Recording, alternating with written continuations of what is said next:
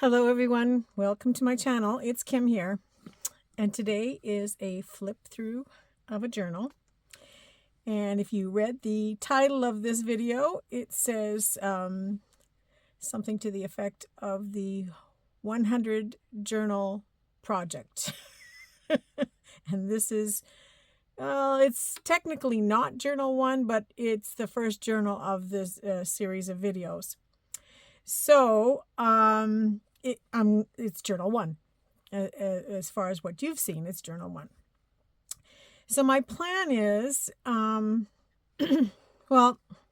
I don't often get to do journals, just random journals for sale, because I'm busy with other things. But I've decided I want to take time to have that creative freedom to do whatever it is I want to do. You know, no client requests. I'm just taking some time off to do what I want to do. So I kind of thought I would make a bunch of journals, but I don't really like selling them online, because you don't really get the total feel of the video, the journal. Mind you, with the videos, it's a little bit different than the way I used to sell them, just on eBay and stuff. But I've decided I want to do an art sale next year. And so I figured if I got to 100 journals, then I'd be able to do it. Because you can't really go with 5 or 6 journals and hope that they sell. You have to go with a good collection. But it's not to say I won't sell a few along the way. So if you are interested in any of these journals, they will be one of 100 that I will do over the next 1.5 to 2 years, I think. Time permitting and everything else permitting. So that I can do a live sale and, meet some of the people who are going to buy my journals. I hope that's how it's going to work. Anyway, most of them, well, I will explain them as I go along because they will be all different. And, I figured if I put it online, maybe I will be then committed to having to do them because, sometimes when I say I'm going to do stuff, I don't always get to do it. So I figured if I put it out there that my goal is 100 journals. If I get to 50, I'll be pretty happy. But my goal is 100, and I probably have about 5 or 6 done. That's why I'm saying this isn't really number one, but it's really one for the videos. So I have about 5 or 6 done now, and I will start doing flip through. So I have a little string hanging here. Oh, I'll just pull it. I will start doing the flip throughs of them each week to show you the journals. And if you are interested in any of them, you can contact me. I will let you know what the price is, and it'll be the price plus shipping to wherever it is you live. So she is a very chunky girl, and it is one signature, if you can believe it, one signature, but she's a chunky girl. She's 9 by 6, well, probably more like 9 by 7 in width because of all the ruffling and trims. And this is a tie that comes off. Now it wraps around twice. And of course, just because I'm online, it doesn't come off so easily. And I just thought that, so I'll just put this aside for now. I just thought that, if you are already a junk journaler, you may want to cut this down. You may want to use it as a snippet rule because there is lots of decorated pieces that I've added on. All of my journals are shabby style, so there's always going to be a few straggler threads like this one that I was starting to pull off there, and I realized I had to go all the way to the end. Okay, there it goes. So there's always going to be a few little stragglers that you may have to cut off. There are things dangling from here. I just dangled a couple of these little charms. They're on ball pins, so you can take them off if you find them too annoying. You don't have to use the tie, but you may want to use something to close it because it is quite thick and full. So I'll put that aside. And so here she is, just in her naked self. Well, not really naked, but so it's very full, as you can see. It is one signature. There's about 80 page sides on this. I have the cluster of roses here. Now this one is a fun, interesting one because I was working with this material, and this material, Hazel, this is the dress you gave me, but it's the back of the dress. I haven't started using the nicer part of it yet. I just wanted some ruffles out of this color. So when I was cutting up the dress, I had a whole bunch of scrappy bits left over, and I had actually crunched it up in a ball and tossed it into my garbage container. And then I looked at it in the garbage and I went, oh no. And I pulled it back out, and then I started stitching it. And I also did a little bit of using the heat gun and melted it. And then I added some beads because, you know, I'm into beading lately. And so it became a little rose. So I hope you can see that good on there. And so that was fun. So we might do some of those later on. Lots of fibers. As you can see, I used fibers on the trimmings here, so there's lots hanging. You can cut them off if you are the journal owner. You can decide whether or not you want them to come off, and it's just a matter of snipping it. I left them on because I thought maybe some people might want to bead them. It also just adds more floof and flow to the journal. I like the extra shabbiness of it. Ruffle along the front. Again, another little dangle here. This applique is off of another garment and is actually a little pocket. And I've just put a small miniature postcard, authentic postcard, and a little ticket in here. And that just slides back in. And whoever receives the journal can do something with it, whatever they want, to put a little note in there or something. The spine is covered, but it is a pamphlet stitch spine, 3-hole. But I did cover it to further secure it on the outside. And then here is the back. Now you may have seen this journal when I said it wasn't a journal yet. After I did the video of my beaded appliques, and I was using this cover to show you what the appliques looked like. And so after the video went off, I thought, you know what? I'm going to make this into a journal now. And I had planned on using some of those beaded appliques, but then I had so much stuff that I had set aside already to use these things. So it didn't make it. So it'll be on one of the next journals coming up. So let's open her up. So you can see I've added lots of little extras onto here, appliques and little bits and pieces. The ruffle with the braided trim down the center. Those are all hand sewn ruffles. And we open it up, and here is the first 2 pages. So this is the inside cover. There is a little tuck pocket here, and this has my artist information on here. I'm not going to open it up, but there's a little spiel about, you know, journals. And then I have this envelope here. There's nothing in it right now. It's just kind of a boho decorated envelope. But I plan to put some extra ephemera in the envelope for the recipient of my journal. So the first page just has a page flip up. You can tuck things in there. You can just leave it as it is for decoration. There are some fancy rhinestones that were part of this applique. Some of them I took them off. Some of them didn't have them on there. But for this one, it was just such a pretty piece, I left them on. Braided trim along the edge. Just a little tuck spot here with an ephemera feather that I tucked in. A little belly band. This is made out of ribbon. And then there's a journaling card in here and an envelope. I didn't put a lot of ephemera in here that is handmade because it tends to get too full and too costly. You know, if you're a journaler and you've made ephemera, you know, every journal card takes 30 minutes. You know, sure, you can whip up a few real quickies, but it takes a lot of time.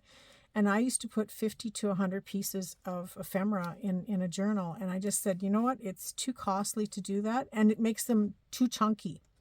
So I've added mostly what I call placeholder ephemera in this journal. I will include a few extra little pieces that are in here, and after that I may add some into the package, but that will depend on the weight and where it's going and as to how much and what I have done.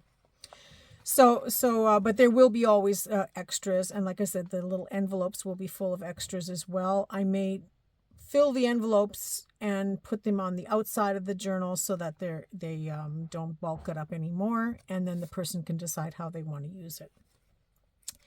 So then you turn the page, and this one has a little pocket here, decorated, a couple of tags in there, and just some little page elements.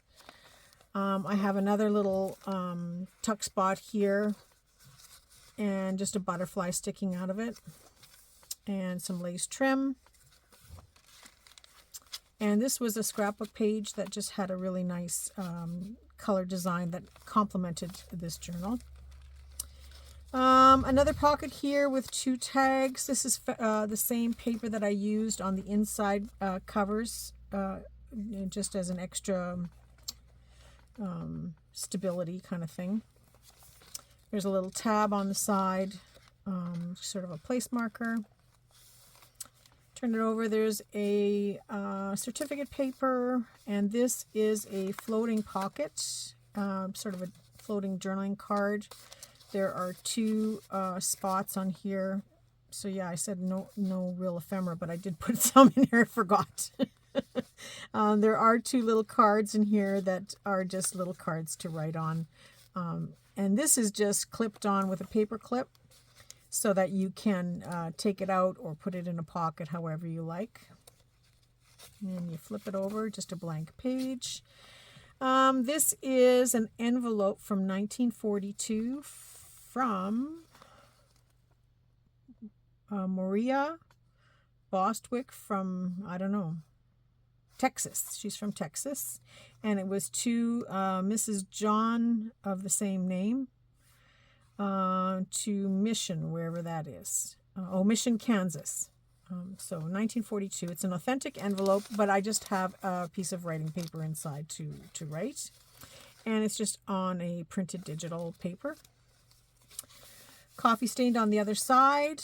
Another scrapbook paper with this kind of a tiger purple silky fabric that I made into a ruffle.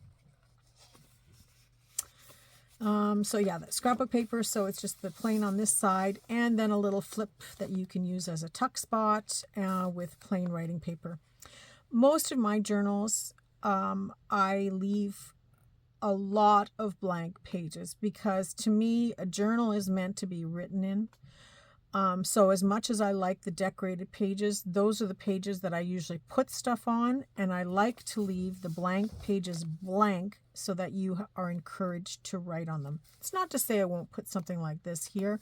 You can still write underneath it, or you can tuck something into there. But I like you to have the option of writing in your journal. That's what I strive for, and so most of my pages are blank. I don't add a lot of stuff to them. I might decorate them with some ink and stenciling, but the main thing is for you to write on them. So here I have a round tag. I kind of got out of making round tags for a long time. It's like a journal card. It's just blank on the back. And I was inspired to do some again because I saw this paper sitting there, and I remembered doing some with this paper. So that's what I did. And just a fun little piece. And again, all of this is removable so that you can decide whether or not you want it in this journal or if you want to use it or not, but just fun pieces. A little ledger paper, and I just trimmed it with some of the paper that I've been using throughout. This is a paper ribbon. Blank on this side. It says odd page. It's just a junk journal paper that I'm using because I use all kinds of paper, and this is just a folded card to write on. Again, removable. This is, I think this is a digital print that I printed in this kind of purpley color, and when you turn it over, I have a fabric flip in here, and so this is just a place for you to write and sort of hide it. Not that it really does hide it, but And then I just added the lace on the bottom to give it some weight because it's a very light fabric. It's the same fabric that I used to make this ruffle. And just decorated with some elements on the top. Ledger paper. And then on this side, I have this brown paper. It's a heavier paper. I don't think it's construction paper. I can't remember what it is, but maybe it's a watercolor paper. I'm not sure. I've added in this coloring page and just a tag, a reproduction, a print tag. I have a little cluster here, and the cluster is only attached at the top, so you can use it as a tuck spot or as a hidden writing spot. Just, again, very, very simple to encourage you to write more than fill it with stuff. The journal cards are all blank on the background so that you can write on them, and this is double-sided for you to color in if you want. Now, it was kind of fun because I found I was using this green fabric.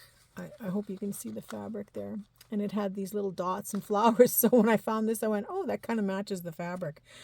And so, yeah, I've added it in to the cluster as well. The clusters, I've done a little bit of beadwork because I had the beads on my desk. So there's another cluster for you. You'll see I've got quite a few of these in here. I did a whole bunch at once.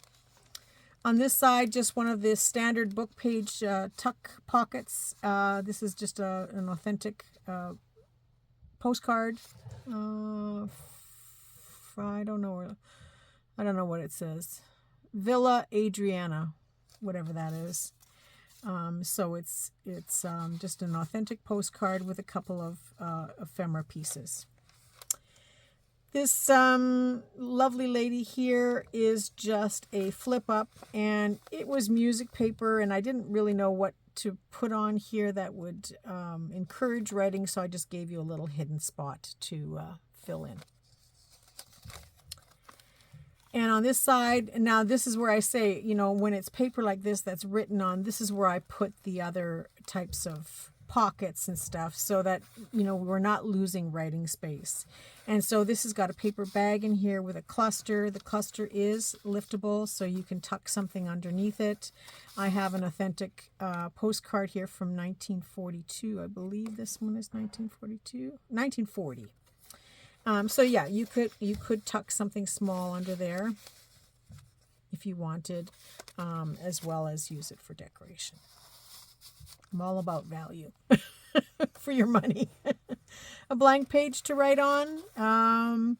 This is a map digital printout, and I have a handful of these Tim Holtz pockets, and so I'm trying to use them up. Although I have the die, I don't use it very often, but I try to use them up here and there in different projects. So I just added a little purple tag and some tickets. Again, these are all things that you can take out and replace with your own items to use for your journal. Maybe you're going on a trip and you want to add some receipts and tickets that are relevant to where you went or to the story that you're telling. So it's all removable for that purpose. Blank on the other side, kind of a coffee stain. I think this is a coffee stain digital that I used. There are times where I do coffee stain paper, but other times I print on the back of digitals to speed things up a little bit. The drying time is much faster. And here's just a blank book page. Well, not a blank book page, but there's nothing on it with the idea that you can clip things on. There is a map here, which is fun, and just added interest into the journal. Another digital page with coffee staining on the back. I have another lined paper here with a tag in it and a pocket, blank just for you to fill in. I think it would be fun to take this page and write all over the whole page, write all over the pocket, and then have this tucked in with writing in it as well. So here is a very fancy pocket. I used some of that same fabric with the appliques and dressed it up a little bit. Used some fiber trims to finish it off. Inside is a postcard type picture of this lovely lady in purple. And then this is just an envelope folded, and it is actually a piece of real authentic handmade or hand dyed by Kim coffee stain paper. And then just fold it to look like an envelope. This way you can add things onto here. You can put your own stamp on it if you want and decorate it up. And of course, write on it, right? That's the whole point, is to write on it and use it. A lot of times I put envelopes open. Like I'll make an envelope and I don't close them. I leave them like that. Sorry, I dropped this on the floor. I leave them like that so that you can open them up and write on them on the inside. So when you turn it over, this is the middle of the book. And now this has a story in itself, because this is 2 book pages, or a book page that's folded in half. And there were a couple of not necessarily my most favorite images or pictures on them. I won't show them to you, but the new owner can see that. And that is why I ended up putting the pocket here for the first image that I didn't like. Although the part that is showing is fine, but I didn't like the rest of it. And so I was making the pocket to cover that.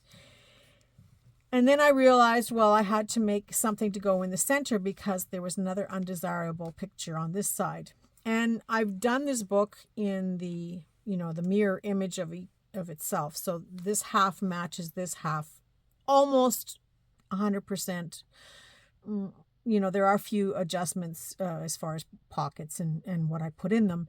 But I try to match them all the way back down so that you have the mirror image of it. And this way it helped me with decorating to decorate one and the other side and put it together. But I had already stitched the pages in when I decided that I didn't like these pictures. And I thought about removing the page and putting something else, but I thought, no, I'm going to play on that. And so that's what I did. So I made these little tuck spots. Yeah, if you wanted, you can lift them up and see what's underneath there. And you can also write on the other side. But that's up to you, up to the owner that gets the book, the new owner. And I just tucked in some folded papers here. And these are from Caroline, I believe. This is her lavender kit. So I just printed the image, loved that there was a little bit of green, like a little hint of green on here, and the lavender color. So I just printed them. I actually had these already made from a project I was going to do and then didn't do. So I thought they look nice tucked in here. So I used one on this side, and then this one is a little bit different. I backed it with another, again, just a space to write in. But this is, I'm pretty sure it's her lavender kit. It's an older kit because I've had it for a long time. So you'll have to go back through the archives of all her beautiful digitals to see if you can find it. It's a gorgeous kit. Trimmed with ruffles, the same ruffle that I used on the outside with lace on the edges. And then when you flip it over, of course, I have another pocket. I put another envelope, but in this case, I didn't have the same postcard and I didn't want to put another postcard the same. So I just added just a little card for writing on. It's folded in half. And this is handmade paper, not made by me. And then a little envelope. Now this one is made from, it might be from an Ideals magazine, I'm not sure, but I've aligned on the inside with napkin and just love the colors of this to go in this book. Same type of pocket. Another piece of that lined paper, and then on this side I just have another little card. These might have come from Graphics Fairy's collection. I don't remember.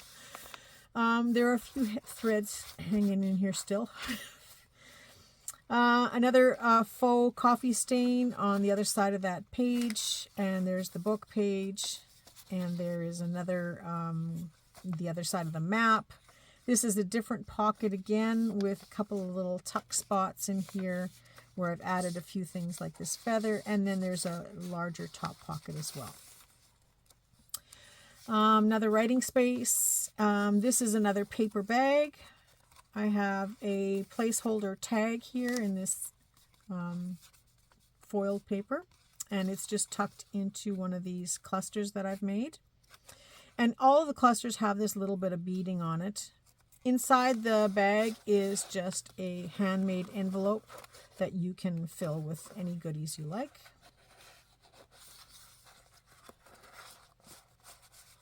I hope I'm on camera well enough. And then you flip it over, it's the music sheet on the other side. And there is a lot of writing space here that you could write on here. And this is music sheet from 1907. So pretty cool. Another pocket here with another postcard. All of these are actual miniature postcards, and I've just round cornered the edges to have them fit in here very nicely. And another little ticket and another little feather. On this side, another cluster here that you can tuck underneath or right underneath, however you like.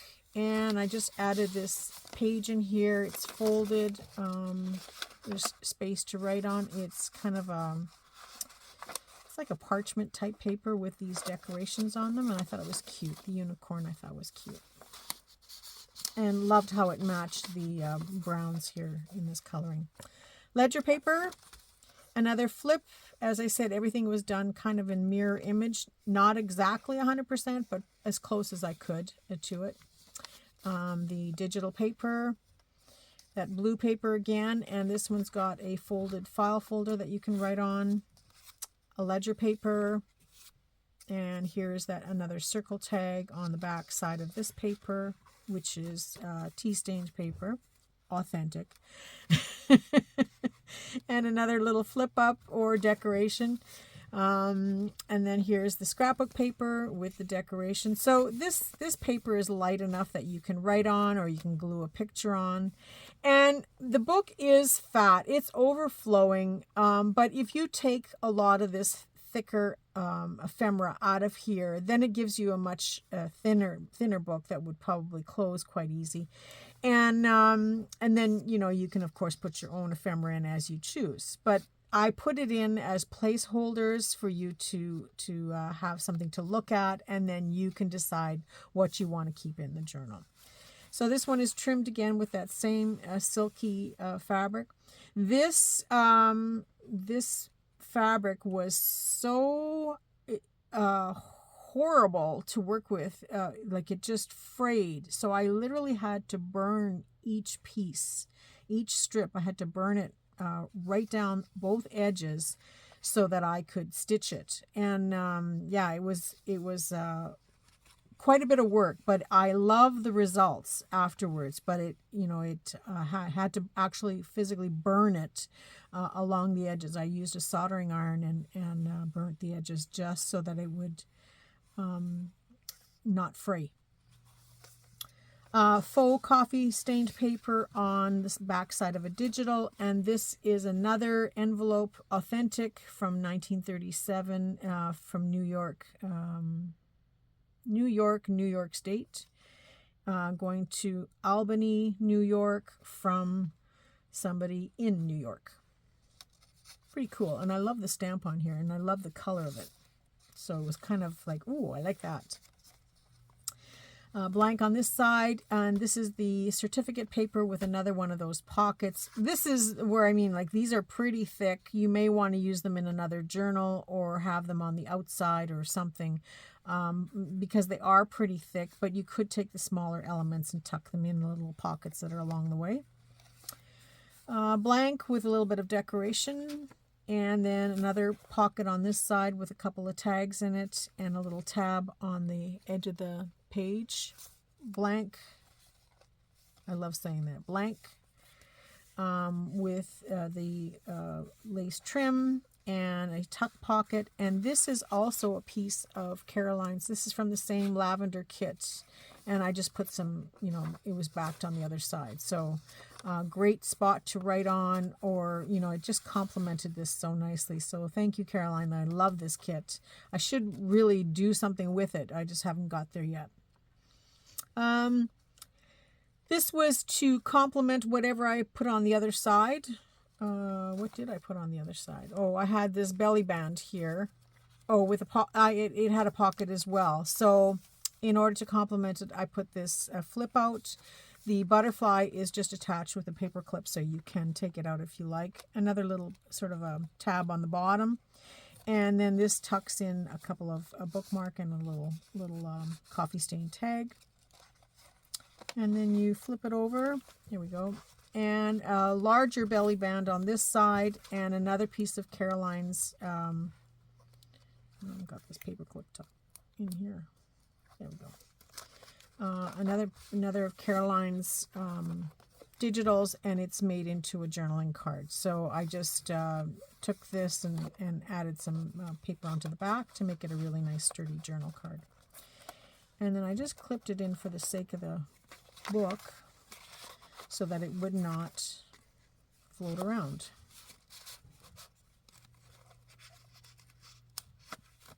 It's different when your book is sitting on your desk. So this is another little cluster, and I tuck this underneath, but again, to not have it move around too much, I put the paper clips on them. And just a journaling card that you can write on. Just a pretty picture.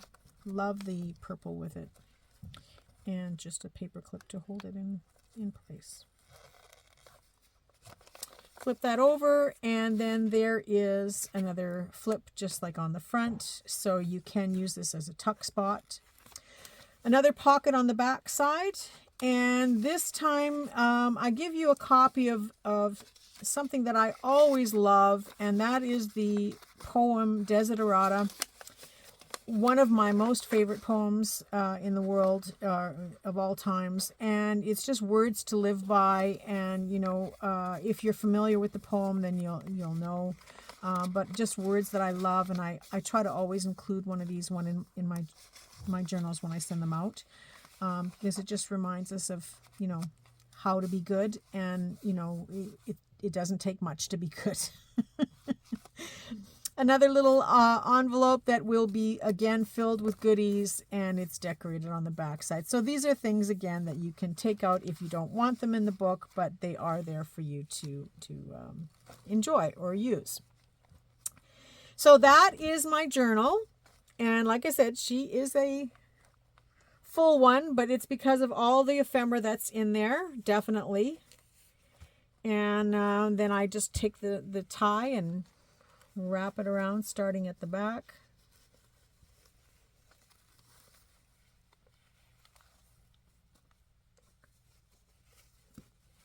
And so that this part ends up in the front.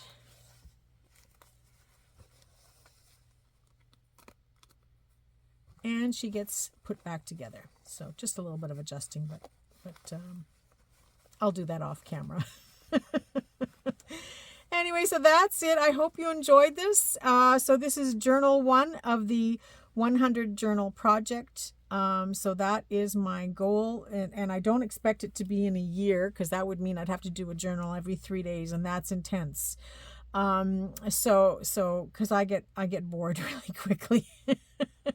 So I'm thinking a year and a half or so to get 100 journals done. But yeah, that's my goal. And so I hope I can show you more. I have definitely a few more to show you in the next few days, because like I said, I've got a few done so far, so that I could actually show some progress. And then the next one I start, I think, is going to be in burgundy. I have a lot of burgundy fabric that is staring at me, and so it's got burgundy. I see burgundy and gold, so I think that's kind of where I'm going to be working on in the next little while. So I hope you enjoyed this, and if you are interested in purchasing this, it won't be for sale online. You'd have to contact me privately to make an arrangement to purchase it through either PayPal or e-transfer. I will say that the journal is $100 plus shipping. And I think it's well worth the $100 because there's a lot of time and effort into making all this stuff. I make everything from scratch, including my tie that closes it. So it'll be $100 plus shipping.